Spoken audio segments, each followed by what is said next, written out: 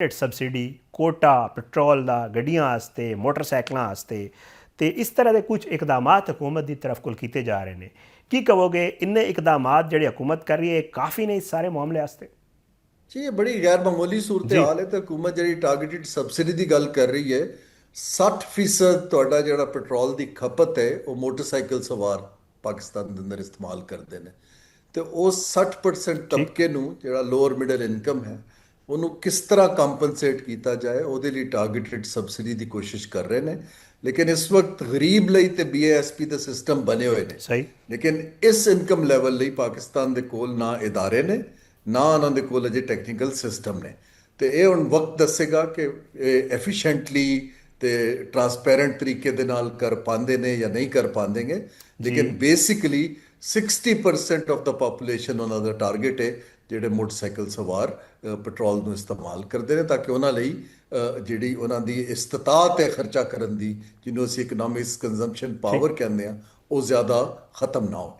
ਅਰੁਣ ਸ਼ਰੀਫ ਸਾਹਿਬ ਇਹ ਦੱਸੋ, ਅਸੀਂ ਨਾ ਜ਼ਬਾਨ ਜ਼ਦ ਆਮ ਹੈ ਕਿ ਜੀ ਬੜੀ ਇੱਕ ਮੁਨਾਫਾ ਲਿਆ ਜਾ ਰਿਹਾ ਪੈਟਰੋਲ ਜਿਹੜਾ ਪੈਟਰੋਲੀਅਮ ਜਿतने भी ਮਸਨੂਆਤ ਨੇ ਡੀਜ਼ਲ ਹੋਵੇ ਪੈਟਰੋਲ ਹੋਵੇ ਜਿਹੜੀ ਵੀ ਚੀਜ਼ ਤੇ ਕਹਿੰਦੇ ਨੇ ਕਿ ਜੀ ਮੁਨਾਫਾ ਲਿਆ ਜਾ ਰਿਹਾ। ਇਹ ਦੱਸੋ ਕਿ ਇਹਦੇ ਵਿੱਚ ਕਿੰਨੀ ਹਕੀਕਤ ਹੈ? ਵਾਕਈ ਹਕੂਮਤ ਕੋਈ ਬਹੁਤ ਹੀ ਵੱਡਾ ਮੁਨਾਫਾ ਲੈ ਰਹੀ ਹੈ ਇਹਨਾਂ ਦੇ ਜਿतने ਪ੍ਰੋਡਕਟਸ ਨੇ ਪੈਟਰੋਲੀਅਮ ਪ੍ਰੋਡਕਟਸ ਉਹਦੇ ਉੱਤੇ?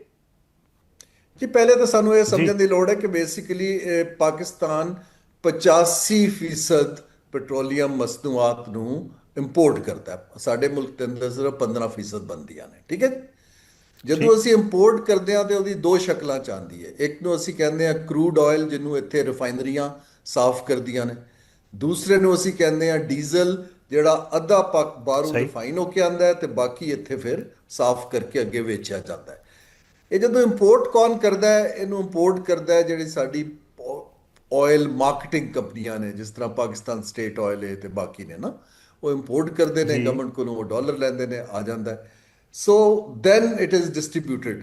ਤੇ ਇਹਦੇ ਅੰਦਰ ਇਸ ਵਕਤ ਸੂਰਤ ਹਾਲ ਇਹ ਹੈ ਕਿ ਜਿਹੜੀ ਕੀਮਤਾਂ ਵੱਧ ਰਹੀਆਂ ਨੇ ਬੈਨ ਅਲ-ਅਕਵਾਮੀ ਮੰਡੀ ਦੇ ਅੰਦਰ, ਉਹ ਜ਼ਿਆਦਾਤਰ ਤੇ ਪੈਟਰੋਲ ਕਰੂਡ ਆਇਲ ਠੀਕ ਦੀਆਂ ਵੱਡੀਆਂ ਨੇ ਤੇ ਡੀਜ਼ਲ ਦੀ ਰਿਫਾਈਨ ਦੀ ਵਧੀਆਂ ਨੇ। ਲੇਕਿਨ ਡੀਜ਼ਲ ਦੀ ਰਿਫਾਈਨਰੀ ਕਾਫੀ ਪਾਕਿਸਤਾਨ 'ਚ ਵੀ ਹੁੰਦੀ ਹੈ। ਨਾਓ ਫਾਇਦਾ, ਕਿਉਂਕਿ ਡੀਜ਼ਲ ਸਾਡੇ ਜਿਹੜਾ ਜੀ ਪੈਟਰੋਲ ਦੀ ਕੀਮਤ ਹੈ ਜਿਹੜਾ ਮੈਂ ਤੇ ਤੁਸੀਂ ਇਸਤੇਮਾਲ ਕਰਦੇ ਆ, ਉਹਦੇ ਅੰਦਰ ਤਕਰੀਬਨ ਕੋਈ ਅੱਧਾ ਜਿਹੜਾ ਹੈ 45 ਤੋਂ 50% ਉਹ ਟੈਕਸ ਹੈ, ਠੀਕ ਹੈ ਜੀ। ਜਿਹੜੀ ਪੈਟਰੋਲੀਅਮ ਲੈਵੀ ਵਜ਼ੀਰ ਆਜ਼ਮ ਸਾਹਿਬ ਨੇ ਕੱਟ ਕੀਤੀ ਹੈ ਸਹੀ ਉਹ ਕੋਈ 161 ਰੁਪਏ ਸੀ ਪੈਟਰੋਲ ਦੇ ਅੰਦਰ, ਤੇ ਉਹ ਉਹਨਾਂ ਨੇ ਕੱਟ ਕਰਕੇ ਉਹਨਾਂ ਨੂੰ ਕੋਈ 100 ਰੁਪਏ ਦੇ ਲੈ ਜਾਏਗੇ। ਇਹਦੇ ਬਾਅਦ ਕੋਈ 25 ਰੁਪਇਆ ਉਹਦੇ ਅੰਦਰ ਇੱਕ ਕਸਟਮ ਦਾ ਫਰੇਟ ਦਾ ਟੈਕਸ ਹੈ, ਫਿਰ ਇੱਕ ਕਾਰਬਨ ਦਾ ਟੈਕਸ ਹੈ। ਜੀ ਤਾਂ ਬਚ ਬਚਾ ਕੇ ਜਿਹੜੀ ਗਲੋਬਲ ਪ੍ਰਾਈਸ ਦੇ ਅੰਦਰ ਰਹਿ ਜਾਂਦਾ ਹੈ। ਉਹ ਆਰਗੂਮੈਂਟ ਇਹ ਚੱਲ ਰਿਹਾ ਹੈ ਕਿ ਜਿਹੜੀ ਪੈਟਰੋਲੀਅਮ ਮਾਰਕੀਟਿੰਗ ਕੰਪਨੀਆਂ ਨੇ, ਕਿਉਂਕਿ ਉਹ ਪ੍ਰਾਈਵੇਟ ਕੰਪਨੀਆਂ ਨੇ, ਉਹਨਾਂ ਨੇ ਪੈਟਰੋਲ ਪਹਿਲੇ ਦਾ ਖਰੀਦਿਆ ਹੋਇਆ ਸਸਤੀ ਕੀਮਤ ਦੇ ਉੱਤੇ, ਹਕੂਮਤ ਵਧਾ ਦਿੰਦੀ ਹੈ ਤੇ ਸਾਰਾ ਫਾਇਦਾ ਉਹਨਾਂ ਨੂੰ ਚਲਾ ਜਾਂਦਾ ਹੈ ਤੇ ਆਵਾਮ ਜਿਹੜੇ ਨੇ ਉਹ ਬੇਸਿਕਲੀ ਕੰਪਨੀਆਂ ਠੀਕ ਨੂੰ ਡੀਲ ਕਰ ਰਹੇ ਨੇ। ਇਸ ਚੀਜ਼ ਦੇ ਅੰਦਰ ਕੁਝ ਹਕੀਕਤ ਹੈ, ਕਿਉਂਕਿ ਉਹਨਾਂ ਨੂੰ ਲੇਕਿਨ ਨਾਲ ਨਾਲ ਨਵਾਂ ਪੈਟਰੋਲ ਖਰੀਦਦੇ ਰਹਿੰਦੇ ਨੇ, ਕਿਉਂਕਿ 21 ਦਿਨ ਦਾ ਸਾਨੂੰ ਰਿਜ਼ਰਵ ਰੱਖਣਾ ਪੈਂਦਾ ਹੈ।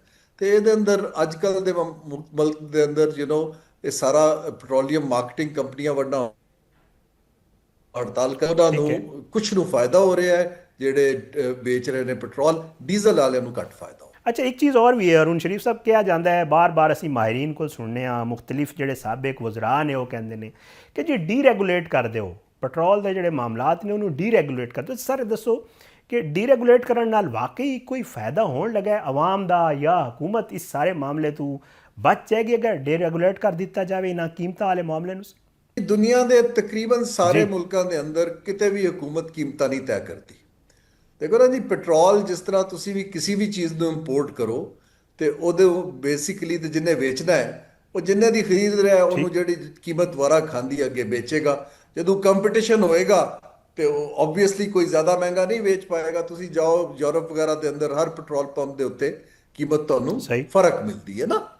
ਤੇ ਡੀਰੈਗੂਲੇਸ਼ਨ ਦਾ ਇਹ ਫਾਇਦਾ ਹੈ ਕਿ ਕੰਪੀਟੀਸ਼ਨ ਅਗਰ ਅੱਛਾ ਹੋਏ, ਲੇਕਿਨ ਉਹਦੇ ਲਈ ਸਾਨੂੰ ਬੜਾ ਤਗੜਾ ਰੈਗੂਲੇਟਰੀ ਸਿਸਟਮ ਚਾਹੀਦਾ ਹੈ ਔਗਰਾ ਦਾ, ਜਿਹਨੂੰ ਸਮਝ ਹੋਏ ਸਾਰੇ ਮੈਕੈਨਿਜ਼ਮ ਦੀ ਕਿ ਮਾਰਕੀਟ ਜੀ ਦੇ ਅੰਦਰ, ਕਿਉਂਕਿ ਸਾਰੀ ਵੱਡੀ ਕੰਪਨੀਆਂ 3-4 ਨੇ, ਜੇ ਉਹ ਮਿਲ ਕੇ ਆਪਣੀ ਕੋਈ ਬਣਾ ਲੈਣ ਕਾਰਟਲ, ਤੇ ਫਿਰ ਕੀਮਤ ਨੂੰ ਕੰਟਰੋਲ ਕਰਨਾ ਬੜਾ ਮੁਸ਼ਕਿਲ ਹੋ ਜਾਏਗਾ, ਕਿਉਂਕਿ ਉਹ ਬੜੀ ਹਾਈ ਪ੍ਰਾਈਸ ਰੱਖ ਦੇਣਗੇ। ਤੇ ਇਹਦੀ ਜੇ ਤਗੜਾ ਰੈਗੂਲੇਟਰ ਬਣਾਓ ਤੇ ਫਿਰ ਅਸੀਂ ਸਾਰੇ ਉਹਨਾਂ ਨੂੰ ਕਹਿੰਦੇ ਹਾਂ ਕਿ ਤੁਸੀਂ ਡੀਰੈਗੂਲੇਟ ਕਰਨਾ ਹੈ, ਤੇ ਉਹ ਬਿਹਤਰ ਹੈ ਕੰਜ਼ਿਊਮਰ ਦੀ ਚੋਇਸ ਹੈ, ਹਕੂਮਤ ਦੀ ਵੀ ਇਹ ਫਾਇਦਾ ਹੈ ਕਿ ਉਹਨਾਂ ਤੇ ਨਾ ਇਲਜ਼ਾਮ ਆਏਗਾ ਜੀ ਨਾ ਕੁਝ ਹੋਰ ਆਏਗਾ। ਜਿਹਨੂੰ ਵਾਰਾ ਖਾਏਗਾ ਉਹ ਲਏਗਾ, ਜਿਹਨੂੰ ਨਹੀਂ। ਲੇਕਿਨ ਪਾਕਿਸਤਾਨ ਦਾ ਹੱਲ ਇਹ ਹੈ ਕਿ ਅਸੀਂ ਆਪਣਾ ਇਨਹਿਸਾਰ ਪੈਟਰੋਲੀਅਮ ਪ੍ਰੋਡਕਟ ਤੇ ਘਟਾਣਾ ਹੈ, ਕਿਉਂਕਿ ਸਾਡਾ ਇਨਹਿਸਾਰ ਬਹੁਤ ਜ਼ਿਆਦਾ ਹੈ। ਸਾਡੀ ਸਾਰੀ ਸਹੀ ਤਜਾਰਤ ਜਿਹੜੀ ਹੈ ਉਹ ਸੜਕਾਂ ਦੇ ਥਰੂ ਹੁੰਦੀ ਹੈ। ਦੁਨੀਆ ਦੇ ਅੰਦਰ ਰੇਲ ਦਾ ਸਿਸਟਮ ਇਸਤੇਮਾਲ ਹੁੰਦਾ ਹੈ, ਜਿੱਥੇ ਬਿਜਲੀ ਇਸਤੇਮਾਲ ਹੁੰਦੀ ਹੈ। ਫਿਰ ਤੁਸੀਂ ਦੇਖੋ ਸਾਰੀ ਗੱਡੀਆਂ ਜਿਹੜੀਆਂ ਨੇ ਪੈਟਰੋਲ ਤੇ ਚੱਲਦੀਆਂ, ਬਹੁਤ ਥੋੜੀ ਜਿਹੀ ਨੇ ਬਿਜਲੀ ਵਾਲੀ ਗੱਡੀਆਂ ਨੇ। ਜੀ ਇਸੇ ਤਰ੍ਹਾਂ ਬਾਇਓਫਿਊਲ ਅਸੀਂ ਨਹੀਂ ਬਣਾ ਰਹੇ ਹਾਂ।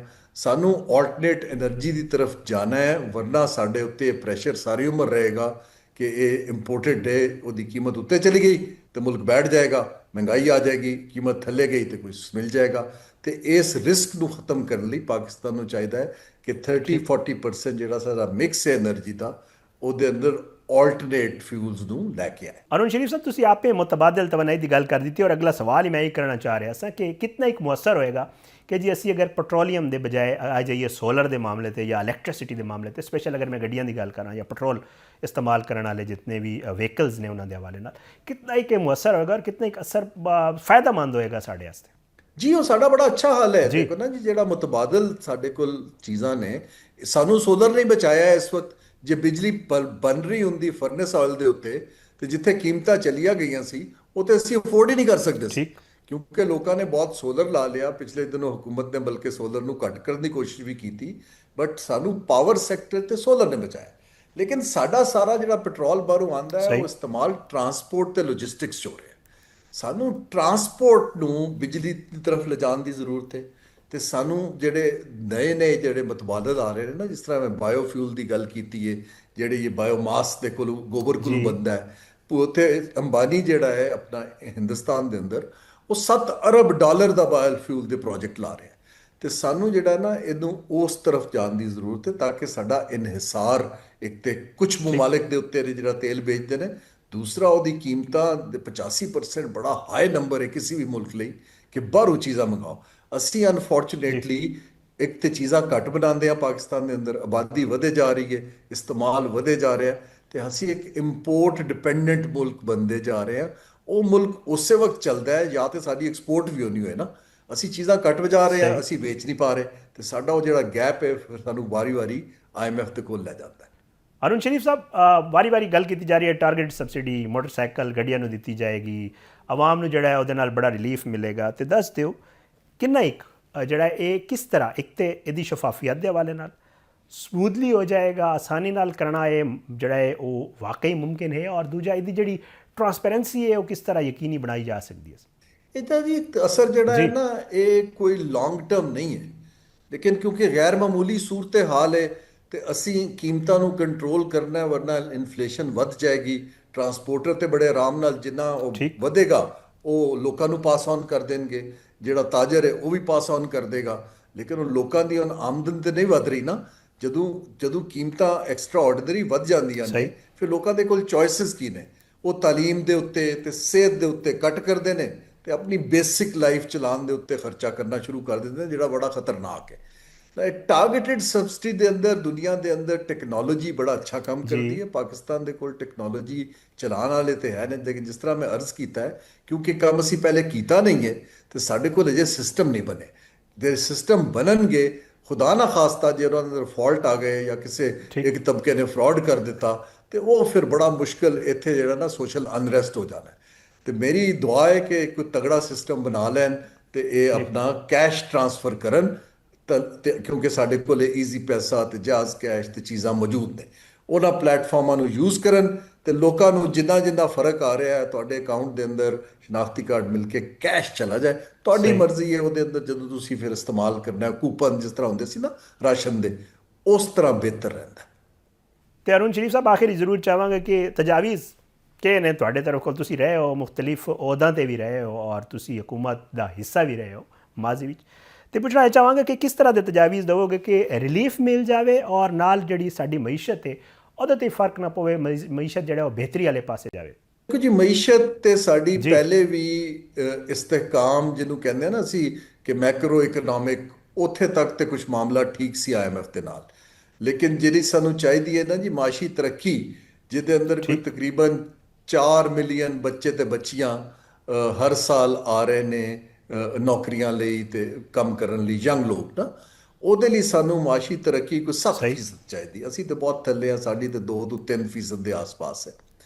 ਨਾ ਇਹ 2026 ਦੇ ਅੰਦਰ ਤੇ ਸਾਨੂੰ ਸਿਰਫ ਬੈਲੈਂਸ ਹੀ ਕਰਨਾ ਪਏਗਾ, ਕਿਉਂਕਿ ਸਾਡੇ ਉੱਤੇ ਸਾਰਾ ਇਹ ਪ੍ਰੈਸ਼ਰ ਆ ਗਿਆ ਜਿਹਨੂੰ ਅਸੀਂ ਕਹਿੰਦੇ ਆ ਕਿ ਆਇਲ ਪ੍ਰਾਈਸ ਸ਼ੌਕ ਲੱਗ ਗਿਆ ਇਕਨੋਮੀ ਨੂੰ, ਕਿਉਂਕਿ ਸਾਡੀ ਇਨਹਿਸਾਰ ਬਹੁਤ ਜ਼ਿਆਦਾ ਹੈ। ਤੇ ਇਹ ਮੇਰੀ ਤਜਵੀਜ਼ ਤੇ ਹੈ ਕਿ ਹਕੂਮਤ ਆਪਣੇ ਜਿਹੜੇ ਪ੍ਰੋਜੈਕਟ ਨੇ, ਸੜਕਾਂ ਬਣਾਉਣੀਆਂ, ਪੁਲ ਬਣਾਉਣੀਆਂ, ਇਹਨਾਂ ਨੂੰ ਜ਼ਰਾ ਬੰਦ ਕਰ ਦੇ ਇਸ ਸਾਲ, ਇੱਕ ਐਮਰਜੈਂਸੀ ਫੰਡ ਬਣਾਏ ਤਾਂ ਠੀਕ ਕਿ ਜਿਹੜੇ ਲੋਕ ਨੇ ਸਾਡੇ ਉਹਨਾਂ ਦੇ ਉੱਤੇ ਪ੍ਰੈਸ਼ਰ ਘੱਟ ਤੋਂ ਘੱਟ ਆਏ। ਕਈ ਫਰਕ ਪੈ ਜਾਏਗਾ ਜੇ ਤੁਸੀਂ ਵੱਡੀਆਂ ਗੱਡੀਆਂ ਜਿਹੜੀਆਂ ਨੇ 2000 ਸੀਸੀ ਤੋਂ ਉੱਤੇ ਦੀਆਂ ਲੈਂਡ ਜੀ ਕਰੂਜ਼ਰਾਂ, ਉਹਨਾਂ ਨੂੰ 1 ਸਾਲ ਦੀ ਬੈਨ ਕਰ ਦਿਓ। ਜੇ 0.01% ਨਾ ਚਲਾਉਣਗੇ ਤੇ ਕੀ ਹੋ ਜਾਏਗਾ ਪਾਕਿਸਤਾਨ ਦੇ ਅੰਦਰ? ਸੇਵਿੰਗਸ, ਜਿਹੜੀ ਡਿਮਾਂਡ ਅਸੀਂ ਘਟਾਉਣੀ ਹੈ ਨਾ ਇਹਨਾਂ ਚੀਜ਼ਾਂ ਦੀ, ਉਹ ਜ਼ਿਆਦਾ ਜ਼ਰੂਰੀ ਹੈ ਕਿ ਅਸੀਂ ਇਸਤੇਮਾਲ ਬਹੁਤ ਜ਼ਿਆਦਾ ਕਰ ਰਹੇ ਹਾਂ ਪੈਟਰੋਲ ਨੂੰ। ਸਹੀ ਤੇ ਸਾਨੂੰ ਲੋਕਾਂ ਨੂੰ ਐਜੂਕੇਟ ਵੀ ਕਰਨਾ ਹੈ ਤੇ ਸੂਬਿਆਂ ਨਾਲ ਮਿਲ ਕੇ, ਇਨਫਲੂਐਂਸਰਸ ਦੇ ਨਾਲ ਮਿਲ ਕੇ, ਤੁਹਾਡੇ ਤਰ੍ਹਾਂ ਦੇ ਪ੍ਰੋਗਰਾਮ ਦੇ ਥਰੂ ਲੋਕਾਂ ਨੂੰ ਦੱਸੋ ਕਿ ਵੀ ਬਚਤ ਕਰੋ ਤੇ ਗੱਡੀ ਦੇ ਅੰਦਰ ਇੱਕ ਇੱਕ ਬੰਦਾ ਕਾਰ ਨਾ ਚਲਾਏ, ਕਾਰ ਪੂਲਿੰਗ ਕਰ ਜੀ ਲਓ, ਮਾਰਕੀਟ ਜ਼ਰਾ ਜਲਦੀ ਬੰਦ ਕਰ ਲਓ, ਤਾਂ ਕਿ ਵਰਨਾ ਮੁਲਕ ਦੇ ਕੋਲ ਇਸ ਵਕਤ ਇੰਨੇ ਪੈਸੇ ਨਹੀਂ ਨੇ ਕਿ ਜਿਹੜੀ ਚੀਨ ਕੀਮਤਾਂ ਚੱਲ ਰਹੀਆਂ ਨੇ ਉਹ 5-6 ਮਹੀਨੇ ਉਹਦੀ ਪੇਮੈਂਟਸ ਹੋ